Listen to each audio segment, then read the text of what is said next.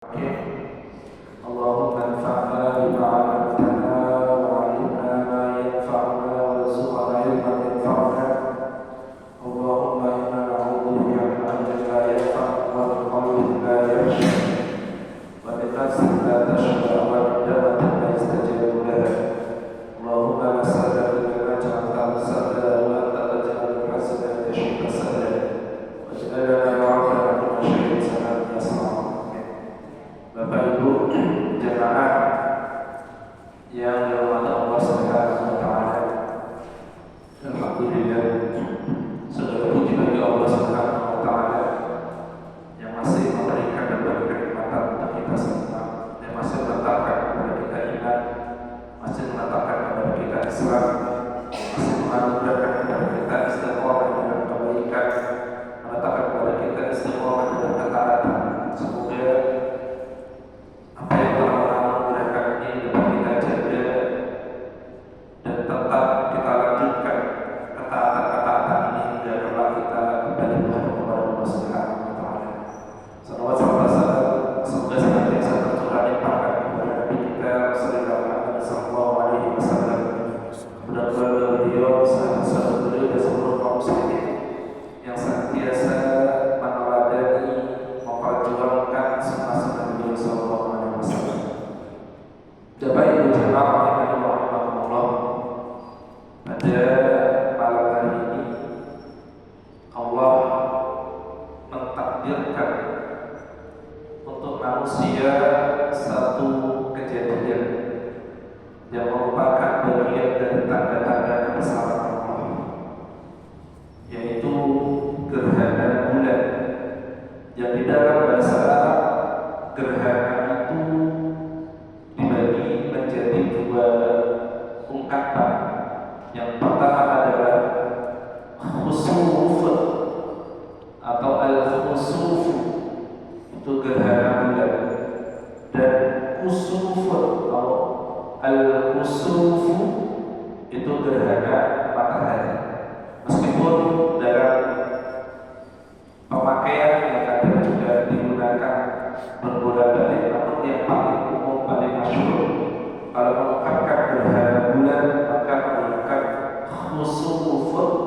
Kalau gerhana matahari menggunakan khusuf. Nah, gerhana ini merupakan tanda kebesaran Allah, sebagaimana yang telah Allah firmankan dalam Al-Quran. A'udzubillahi minasyaitonir rajim. Bismillahirrahmanirrahim. Wa min ayatihi al-lail wan-nahar wasyamsu wal-qamar wa la tasjudu lisyamsi wa la lil-qamar wasjudu lillahi alladzi khalaqahunna in kuntum iyyahu ta'budun. Dari sebagian tanda-tanda kebesaran Allah adalah kejadian siang dan malam, adanya matahari, adanya bulan dengan berbagai keindahannya, berbagai kekhususannya, kadang purnama, kadang gerhana, kadang bentuknya yang berbeda-beda. Itu merupakan tanda dari kebesaran Allah Subhanahu wa taala. Dan maka kemudian Allah menegaskan, "Wala tasjudu lisyamsi wa la lil-qamar."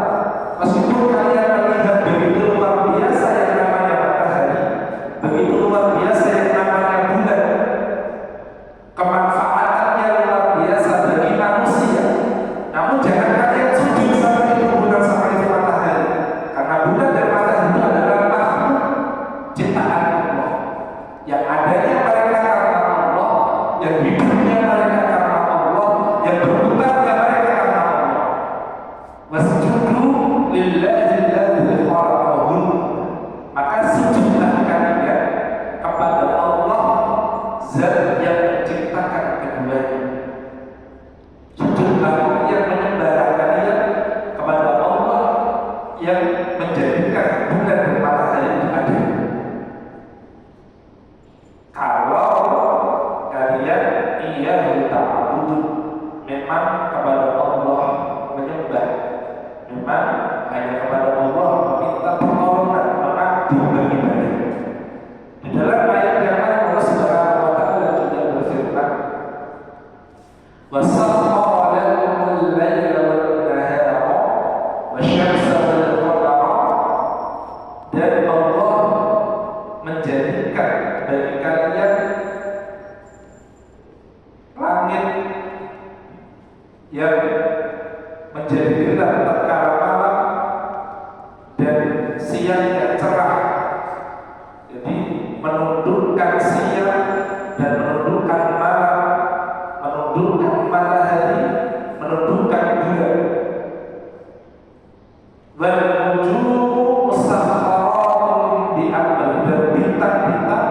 juga tunduk karena perintah Allah. Itu merupakan tanda-tanda kebesaran Allah. Itu merupakan tanda keagungan Allah Subhanahu wa Ta'ala. Dalam ayat yang lain Allah menegaskan, wa huwa alladzi ja'ala lakum asy-syamsa diya'an wal qamara nuran wa qaddarahu manazila lita'lamu adada sinina wal hisab. Allah lah yang menjadikan cahaya matahari, cahaya bulan dengan begitu indahnya, dan juga Allah lah yang menundukkan keduanya, menjadikan keduanya beredar sesuai dengan garis edarnya, agar manusia mengetahui hitungan tahun dan juga mengetahui dengan berdasarkan bulan matahari itu peredaran waktu. Masalah maka kejadian malam hari ini adanya gerhana bulan itu merupakan perenungan bagi kita semua.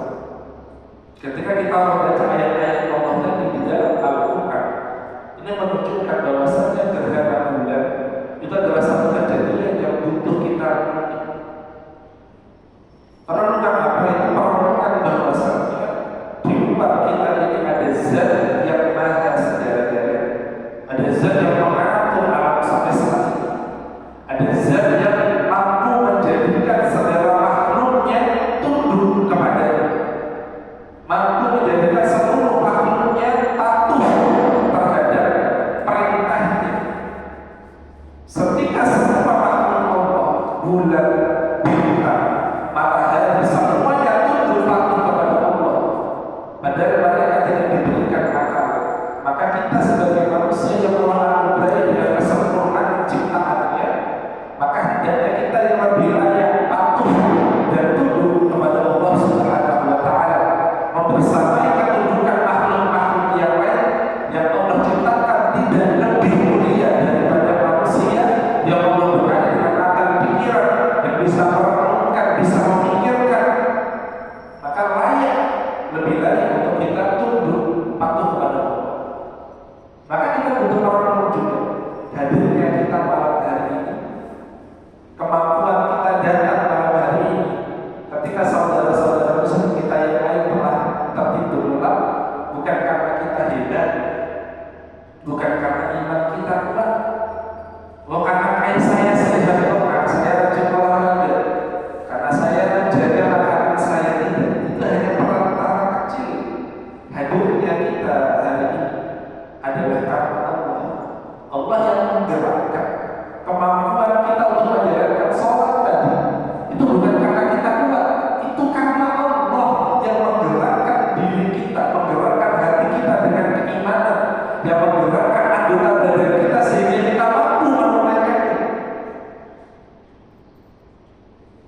Maka Rasulullah SAW itu beliau setiap hari itu berdoa, ya muqallibal qulub tsabbit qalbi ala dinik, wahai zat yang maha membolak-balikkan hati manusia, tsabbit qalbi ala dinik, tetapkan hatiku ya Allah kepada agama.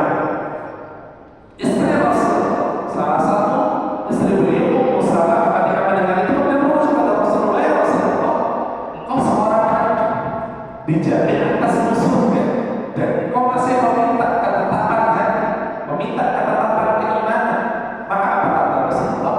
Ya Ummu Salamah, wahai istri, wahai Ummu Salamah, innahu laisa adamiyyun illa wa qalbihi baina usbu'aini min asabi'illah.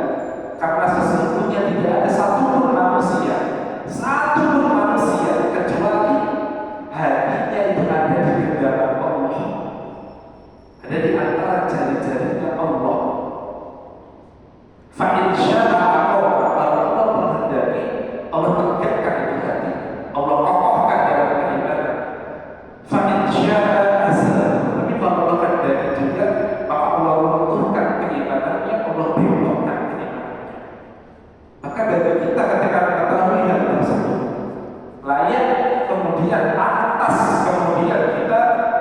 setiap harinya sebanyak 17 kali kita berdoa kepada Allah, iyyaka na'budu wa iyyaka nasta'in, sebagai pengakuan bahwasanya kepada Allah kita menyembah dan hanya kepada Allah kita meminta pertolongan, karena Dia zat yang memang layak untuk kita sembah dan layak untuk kita minta pertolongan. Dapat Ibu jemaah kemudian khusus terkait gerhana matahari. Kejadian ini pernah dialami oleh Rasulullah SAW sekali seumur hidup beliau, dan itu menjelang wafatnya beliau pada tahun 10 Hijriah, dan beliau wafat pada tahun 11 Hijriah. Jadi 5 atau 6 bulan sebelum Rasulullah wafat itu terjadi gerhana di masa beliau.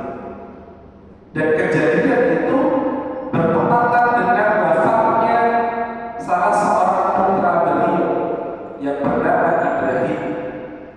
Beliau punya 7 anak Rasulullah. 6 anak ini dari Khadijah. 1 anak ya bernama Ibrahim ini dari wanita Mesir, Maria Qibtiyah, satu-satunya.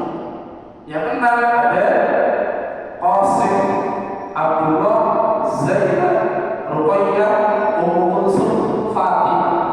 1 Ibrahim ini meninggal tatkala itu bersamaan dengan kejadian gerhana.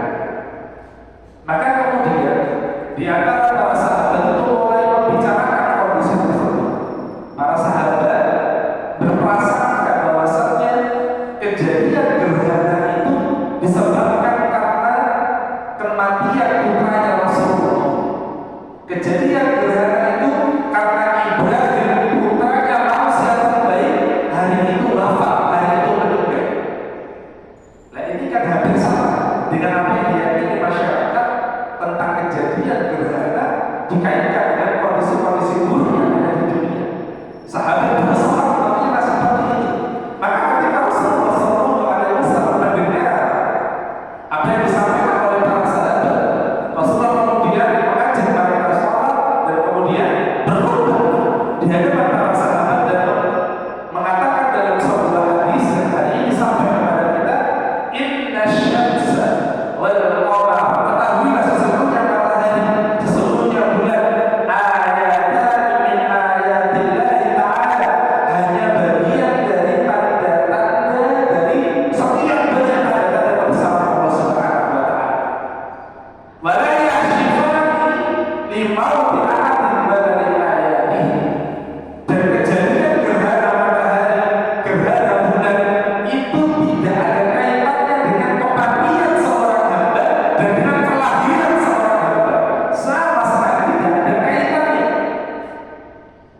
Fa'in ra'aytum dzalika, maka kalau kalian nanti dalam kehidupan kalian menyaksikan gerhana tersebut, menyaksikan entah gerhana bulan, entah gerhana matahari, maka kata Rasulullah SAW, fadhkurullah, perbanyaklah untuk mengingat Allah, berzikir kepada Allah. Fakabbiru, perbanyaklah bertakbir kepada Allah. Fasallu, dirikanlah sholat khusus untuk gerhana itu, bukan kepada mataharinya, bukan kepada bulannya, tapi kepada sang penciptakannya, ya, sang penciptanya yang mampu menjadikan bulan dan matahari itu tertutup menjadi gerhana. Watasawwahu, dan bersedekah. Dalam riwayat yang lain, fafzahu, dan kalian bersedekah ila dzikrillah, untuk zikir kepada Allah, wa du'aihi, mohon sebanyak-banyaknya, minta sebanyak-banyaknya berdoa, kemudian beristighfari, dan perbanyaklah meminta ampunan kepada Allah Subhanahu wa taala. Jadi kesunahan ketika kita melihat kondisi kejadian gerhana adalah kita banyak berzikir, mengingat Allah, kita mendirikan sholat, kemudian kita bertakbir kepada Allah, kita banyak bersedekah, kita banyak berdoa, kita banyak beristighfar. ketika Rasulullah menyampaikan ini menunjukkan bahwasanya Islam itu benar-benar luar biasa, menunjukkan satu kaidah ilmuwan bahwasanya kejadian-kejadian di dunia ini tidak sebagaimana dikatakan oleh orang-orang di luar Islam. Karena kejadian gerhana ini ada orang-orang sebagian mengatakan mengaitkannya dengan kondisi-kondisi buruk yang terjadi di dunia. Bahkan sebelum terbukanya ilmu pengetahuan seperti sekarang ini, banyak di antara orang-orang terdahulu meyakini gerhana itu terjadi karena kemarahan dewa-dewa mereka, kemarahan Tuhan-Tuhan mereka. Gerhana terjadi karena ada naga besar yang kemudian memakan bulan atau matahari tersebut. Dan itu adalah mitos-mitos belaka yang tidak ada dasarnya ilmuannya. Islam tidak condong ke sana, juga tidak condong kepada kaum yang mengatakan bahwasanya gerhana itu sekedar kejadian karena kondisi alam semesta yang tidak ada kaitannya dengan ketuhanan, tidak ada campur tangan dari Allah, tidak ada campur tangan dari Sang Pencipta. Mereka mengatakan itu hanya kejadian normal di dunia. Maka Islam meletakkan posisi di tengah-tengah umat wasatoh, tidak yang mengatakan berlebihan tentang gerhana tersebut dengan hal-hal yang di luar batas keilmuan, juga tidak melampaui batas dengan mengatakan gerhana sekedar kejadian alam tanpa campur tangan Allah Subhanahu wa Ta'ala. Tapi kita katakan gerhana ini bisa diukur secara keilmuan, namun kejadian gerhana ini hanya bisa terjadi karena ada zat Allah Subhanahu wa Ta'ala. Dan ini pendidikan tauhid, pendidikan keimanan, pendidikan akidah. Maka hari ini saya sengaja mengajak putra saya yang kecil ini. Mungkin dia besok sekolah atau capek, tapi saya ingin memberikan dia pendidikan bahwasanya gerhana ketika terjadi ada sunnah-sunnah yang harus dilakukan, ada syariat dalam agama ini. Dan saya perlu memberitahukan kepada yang nanti bahwasanya kejadian itu adalah atas dasar ilmu dan atas dasar izin dari Allah Subhanahu wa Ta'ala. Bapak Ibu jemaah rahmatullah, mungkin ini saja yang dapat saya sampaikan.